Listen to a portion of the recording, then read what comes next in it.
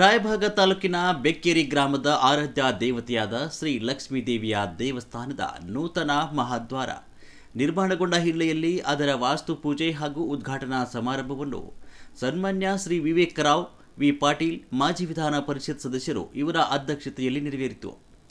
ದೇವಾಲಯದ ಆವರಣದಲ್ಲಿ ಧಾರ್ಮಿಕ ವಿಧಿವಿಧಾನಗಳೊಂದಿಗೆ ವಾಸ್ತು ಪೂಜೆ, ಚಂಡಿ ಹೋಮ ಹಾಗೂ ಕುಂಭಮೇಳದಲ್ಲಿ ಸಾವಿರಾರು ಸಂಖ್ಯೆಯಲ್ಲಿ ಮುತ್ತೈದೆಯರು ಈ ಕುಂಭಮೇಳದಲ್ಲಿ ಭಾಗವಹಿಸಿದರು.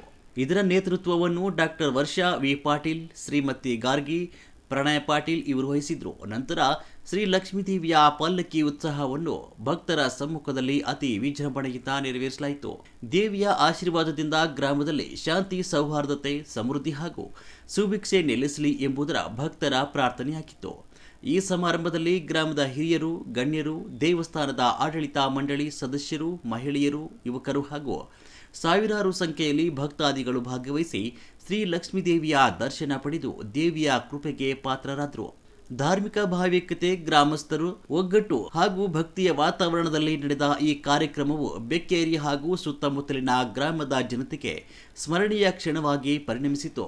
ನೂತನ ಮಹಾದ್ವಾರ ಹಾಗೂ ನಗಾರ ಖಾನೆ ದೇವಾಲಯದ ವೈಭವವನ್ನು ಮತ್ತಷ್ಟು ಹೆಚ್ಚಿಸುವುದರ ಜೊತೆಗೆ ಗ್ರಾಮದ ಧಾರ್ಮಿಕ ಮತ್ತು ಸಾಂಸ್ಕೃತಿಕ ಪರಂಪರೆಗೆ ಹೊಸ ಕಳೆ ತಂದಿದೆ. ವರದಿ ವಿದ್ಯಾಧರ್ ಕಮತೆ, ಬೆಕ್ಕೇರಿ.